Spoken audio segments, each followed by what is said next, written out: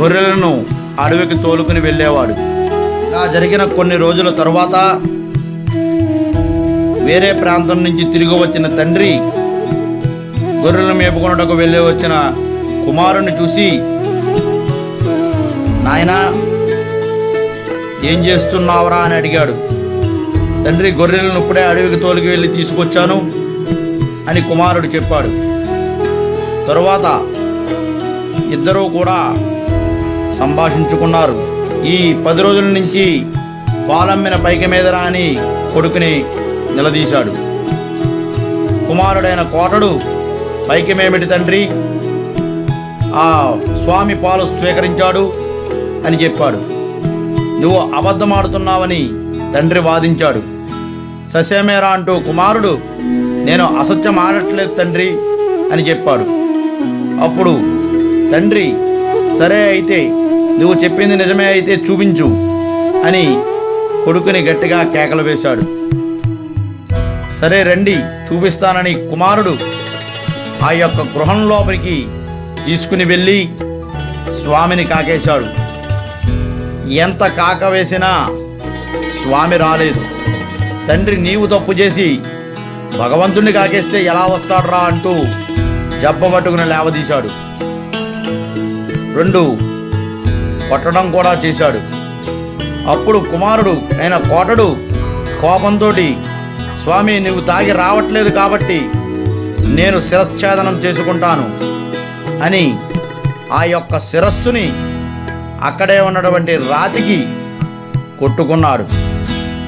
అలా కొట్టుకుని మూర్ఛిల్లినటువంటి కుమారుని చూసి తండ్రి ఆవేదనతో నిలబడి ఉండగా ఆ యొక్క పరమేశ్వరుడు మళ్ళీ జ్యోతి స్వరూపంలో కనిపించి, నీకు మోక్షం లభిస్తుంది, నేను ఇక్కడ శివలింగ రూపంలో ఆవిర్భవిస్తాను, మీ యొక్క నామధేయాలతో విరాజిల్లుతూ ఉంటాను, ఆ తరువాత మీరు మా సాన్నిధ్యం పొందుతారని వరమివ్వడం జరిగింది.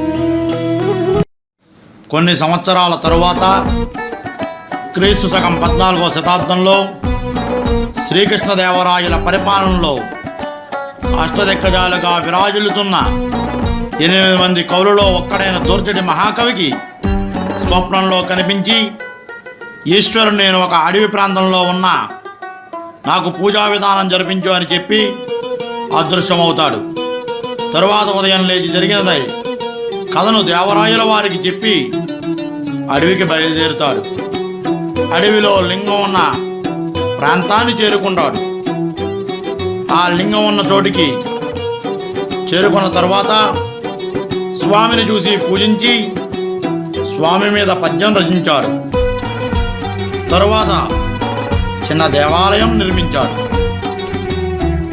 ఆ తరువాత కాలంలో బ్రిటిష్ పరిపాలనలో అడవి ప్రాంతానికి చేరువగా ఒక రోడ్డు ఏర్పాటు చేయడం జరిగింది.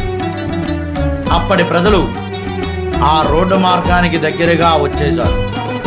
తరువాత స్వామిని కూడా తీసుకువచ్చి ఒక స్థలంలో నిలిపారు. తరువాత 1950లో గుడి నిర్మాణం చేశారు. ఇది ఈశ్వరుడు మేక పెంటిక నుండి లింగరూపం దాల్చిన ప్రదేశం.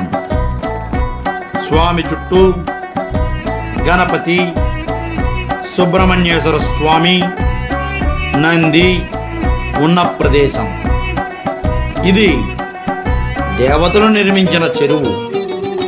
దీనికి దేవతా కొలను అనే పేరు. ఇక్కడ శిలాస్తూపాలు ఉన్నాయి.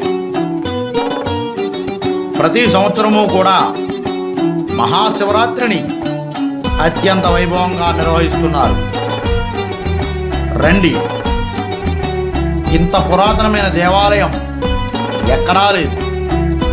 రండి, దర్శించండి, ధరించండి. ఎక్కడి నుంచో ఎంతోమంది వచ్చి దర్శించారు.